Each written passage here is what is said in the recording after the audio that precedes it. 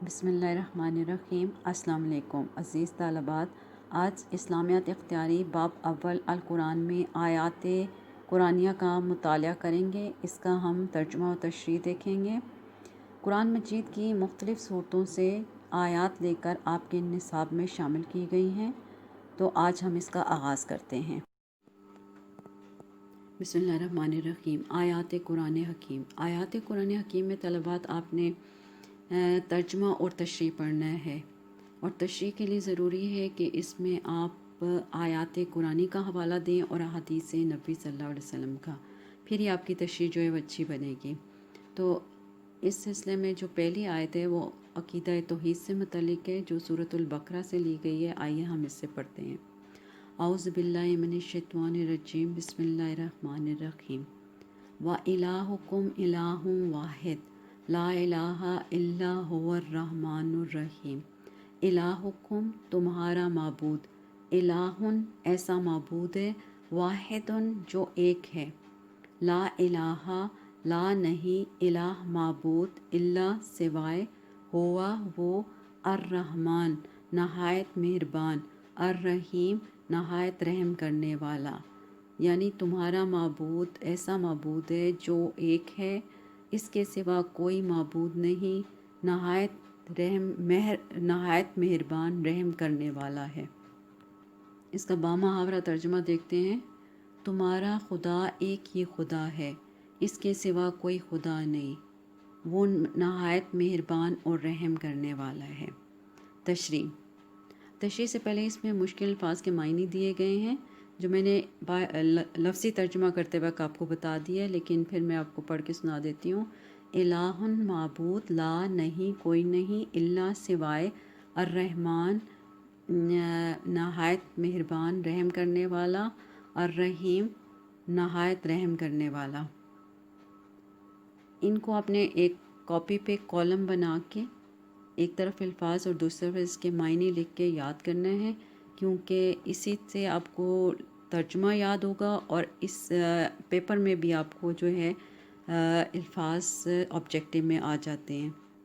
مندرجہ بالا آیت میں عقیدہ توحید کو بیان کیا گیا ہے۔ بچوں، آپ کو پتہ ہے کہ عقیدہ توحید اسلام کا بنیادی اور اہم عقیدہ ہے۔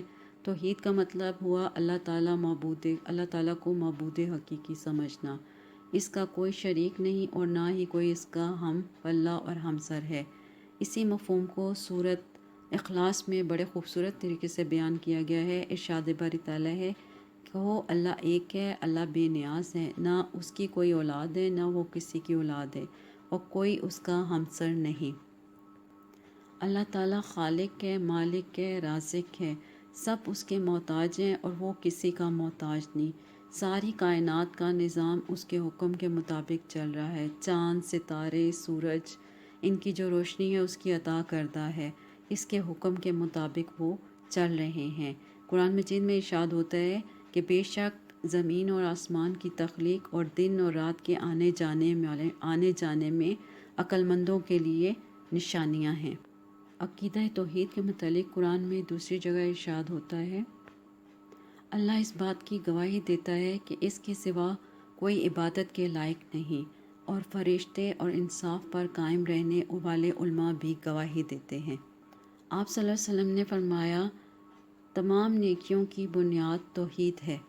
عقیدہ توحید انسان کے فکر و عمل میں ایک انقلاب برپا کر دیتا ہے، خدائے واحد کو رب العالمین مان لیتا ہے۔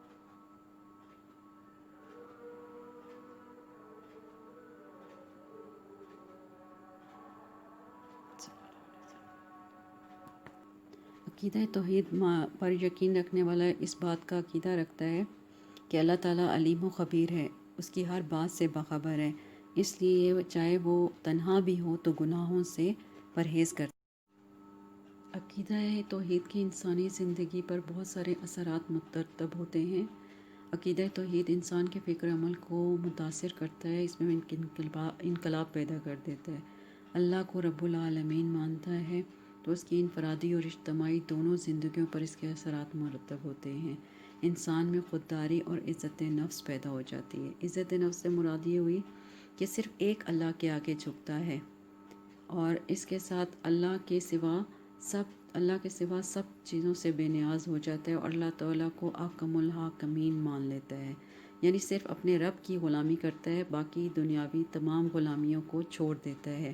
پھر اسے یہ بھی پتہ ہوتا ہے کہ میرا رب میری ہر چیز سے باخبر ہے، وہ علیم و خبیر ہے، اس لیے وہ تنہائی میں بھی گناہ کرنے سے باز رہتا ہے۔ جس وقت عرب اسلام آیا تو عرب جو تھے وہ بت پرست تھے، اپنی آرزوؤں اور مقاصد کو حاصل کرنے کے لیے بتوں کے آگے جھکتے، ان سے اپنی آرزوئیں مانگتے۔ تو اسلام نے آ کر ان کو اس چیز سے منع کیا اور بتایا کہ یہ بت نہ تو تمہیں کوئی نقصان پہنچا سکتے ہیں اور نہ ہی کوئی فائدہ، بلکہ ان کے اس عمل کو شرک قرار کیا، اس لیے کہ شرک سے مراد سانجھی یا حصے داری کے ہیں، یعنی اللہ تعالیٰ کے ساتھ کسی دوسرے کو شریک کرنا۔ قرآن مجید میں اس کو بہت بڑا ظلم قرار دیا ہے۔ ارشاد باری تعالیٰ ہے بے شک شرک بہت بڑا ظلم ہے۔ ایک دوسری جگہ اللہ تعالیٰ کا ارشاد ہے کہ اللہ تعالیٰ شرک کے سوا جس کو چاہے گا معاف کر دے گا، یعنی شرک ایسا گناہ ہے کہ جس کی کوئی معافی نہیں ہوگی۔ ارشاد باری تعالیٰ ہے بے شک اللہ یہ جرم نہیں بخشے گا کہ اس کے ساتھ کسی کو شریک کیا جائے، اس کے سوا جس گناہ کو چاہے گا معاف فرما دے گا۔ یعنی اللہ تعالیٰ کے ساتھ کسی اور کو معبود بنانا ایسا گناہ ہے جس کی کوئی معافی نہیں، اس لیے کہ اللہ تعالیٰ نے انسان کو پیدا کیا، اسے نعمتوں سے نوازا، اس کی دعائیں قبول کرتا ہے، اس کی تمام آرزوئیں پوری کرتا ہے، پھر بھلا کیسے ہو سکتا ہے کہ اس کے ساتھ کسی کو شریک کیا جائے؟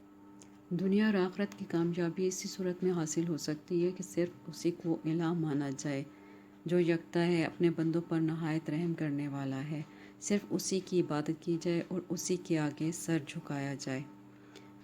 اسی بنا پر ہمیں دنیا کی تمام نعمتوں سے اللہ تعالیٰ ہمیں پھر نعمتوں سے نوازے گا۔ تو بیٹا یہ آج آپ کی پہلی آیت ہم نے کمپلیٹ کر لی ہے، اس کو پڑھیں، یہاں کوئی مشکل ہو تو میں آپ کی ہیلپ کروں گی۔